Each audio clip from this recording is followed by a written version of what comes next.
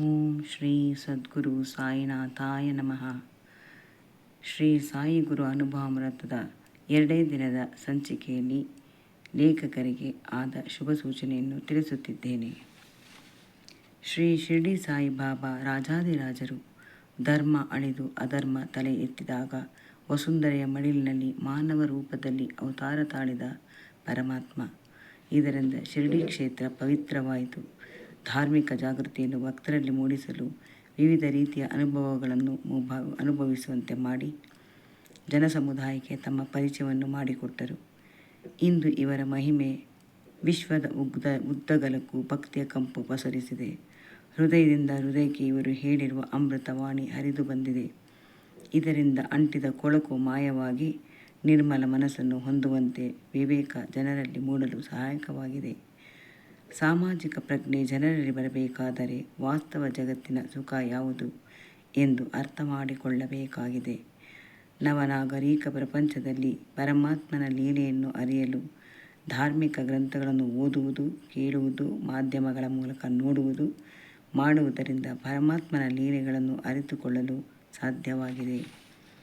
ಆದರೆ ಕಾಣದ ಶಕ್ತಿಯೊಂದು ನಮ್ಮೆಲ್ಲರಿಗಿಂತ ದೊಡ್ಡದಿದೆ. ಭಕ್ತಿಯಿಂದ ಧ್ಯಾನಿಸಿದಾಗ ನಮಗೆ ಸ್ವಂತ ಅನುಭವಕ್ಕೆ ಬರಬಹುದು.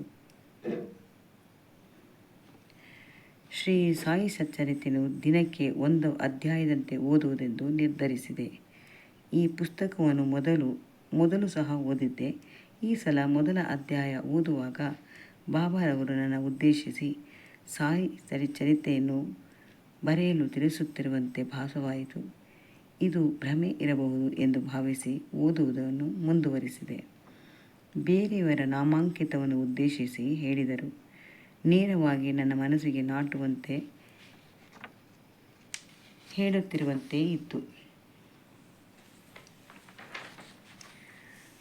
ಜನರ ಕಲ್ಯಾಣಕ್ಕಾಗಿ ಇಂಥ ಚರಿತೆಯನ್ನು ಬರೆಯುವುದು ಒಳ್ಳೆಯ ಕೆಲಸ. ಆದರೆ ಬರೆಯುವ ಧೈರ್ಯ ನನ್ನಲ್ಲಿ ಇರಲಿಲ್ಲ. ಕತೆ, ಕಾದಂಬರಿ, ಹಲವು ಲೇಖನಗಳು ಬರೆದಿರುವೆನಾದರೂ ದೇವರ ವಿಷಯವನ್ನು ಆರಿಸಿಕೊಂಡು ಬರೆಯುವ ಧೈರ್ಯ ಇರಲಿಲ್ಲ. ನನ್ನಲ್ಲಿ ಈ ಅರ್ಹತೆ ಇಲ್ಲವೆಂದು ನನ್ನ ಭಾವನೆ. ಹೇಗೆ ಬರೆಯಲಿ? ಯಾವ ವಸ್ತುವನ್ನು ಆರಿಸಿಕೊಂಡು ಹೇಗೆ ವಿಸ್ತರಿಸಲಿ? ವಸ್ತುವನ್ನು ಹೇಗೆ ಆರಿಸಿಕೊಳ್ಳಲಿ? ಬಾಬಾರವರಿಗೆ ಮೆಚ್ಚುಗೆ ಆಗಬಲ್ಲದೆ ಜನರ ಪ್ರತಿಕ್ರಿಯೆ ಹೇಗೆ ಬರುತ್ತದೆಯೋ ಎಂದು ಆತಂಕದಲ್ಲಿ ನಾನಿದ್ದೆ. ಆದ್ದರಿಂದ ಬರೆಯುವ ಕೆಲಸಕ್ಕೆ ಮುಂದಾಗಲಿಲ್ಲ. ನನ್ನ ಮನಸ್ಸಿನಲ್ಲಿ ಏನೋ ತಳಮಳ. ನೆಮ್ಮದಿಯಾಗಿರಲು ನನ್ನಿಂದ ಸಾಧ್ಯವಾಗಲಿಲ್ಲ. ಪದೇ ಪದೇ ನನಗೆ ಪುಸ್ತಕದಲ್ಲಿ ನಾನು ಕಂಡ ವಾಕ್ಯಗಳೇ ನನ್ನ ಕಣ್ಣಿನ ಎದುರಿಗೆ ಬರುತ್ತಿತ್ತು. ಮರುದಿನ ಸಚ್ಚರಿತೆ ಪುಸ್ತಕವನ್ನು ಓದಲು ತೆಗೆದುಕೊಂಡೆ. ಅದರಲ್ಲಿ ಕಂಡ ವಾಕ್ಯವನ್ನು ಓದಿದಲ್ಲಿ ಆಶ್ಚರ್ಯಪಡುವಂತಾಯಿತು. ಬರೆಯುವುದನ್ನು ತಡ ಮಾಡಬೇಡ, ಬರೆಯುವುದು ನೀನಾದರೂ ಬರೆಸುವವನು ನಾನು. ಮಾರ್ಗದರ್ಶನ ಮಾಡುವುದಕ್ಕೆ ನಾನಿರುವಾಗ ಭಯ ಆತಂಕ ಏಕೆ ಎಂದು ಓದಿದೆ. ನನ್ನ ಮನಸ್ಸಿನಲ್ಲಿರುವ ದ್ವಂದ್ವಕ್ಕೆ ಉತ್ತರ ಬೇಕಿತ್ತು. ನನಗೆ ಬರೆಯಲು ತಿಳಿಸುತ್ತಿರುವ ಸತ್ಯವೋ ಅಥವಾ ಭ್ರಮೆಯೋ ಇದನ್ನು ಯಾರಾದರ ಮೂಲಕ ಅಥವಾ ಕನಸಿನ ಮೂಲಕ ತಿಳಿಸಬೇಕೆಂದು ಬಾಬಾರವರಲ್ಲಿ ಪ್ರಾರ್ಥಿಸಿದೆ. ಮರುದಿನ ಅದಕ್ಕೂ ಉತ್ತರ ಸಿಕ್ಕಿತು. ಇತ್ತೀಚಿನ ದಿನಗಳಲ್ಲಿ ಬಾಬಾರವರ ಮಹಿಮೆ ಕುರಿತು ಜನರಿಗೆ ವಿವಿಧ ರೀತಿಯ ದಿವ್ಯ ಅನುಭವ ಆಗಿದೆ. ಕೆಲವರು ಅವರ ಅನುಭವವನ್ನು ನಮ್ಮೊಂದಿಗೆ ಹೇಳಿಕೊಂಡಿರುವುದೂ ಉಂಟು. ಈ ರೀತಿಯ ಸನ್ನಿವೇಶಗಳನ್ನು ಕುರಿತು ಬರೆಯಬಹುದು ಎಂದು ಅನಿಸಿತು. ಆದರೆ ಬರೆಯುವ ಧೈರ್ಯ ಮಾತ್ರ ಬರಲಿಲ್ಲ. ನಿತ್ಯ ಭಾವಚರಿತೆ ಓದುವಾಗ ನನ್ನನ್ನು ಉದ್ದೇಶಿಸಿ ಮತ್ತೆ ಮತ್ತೆ ಬರೆಯುವಂತೆ ಪ್ರೇರೇಪಿಸುವಂಥ ವಾಕ್ಯಗಳು ಕಣ್ಣಿಗೆ ಬೀಳುತ್ತಿತ್ತು. ನಿನ್ನಲ್ಲಿರುವ ಅಳುಕನ್ನು ಬಿಡು, ನನಗೆ ಅದರ ಜವಾಬ್ದಾರಿಯನ್ನು ಬಿಡು. ಬರೆಯುವವಳು ನೀನಾದರೂ ನಿನ್ನಲ್ಲಿ ನಾನು ಒಂದಾಗಿ ಬರೆಸುತ್ತೇನೆ. ಅದಕ್ಕೆ ಬೇಕಾದ ಸಹಾಯ ಮಾಡಲು ನಾನಿರುವಾಗ ನೀನು ಏಕೆ ಚಿಂತೆ ಮಾಡಬೇಕು ಎಂದು ಹೇಳಿದಂತಾಯಿತು.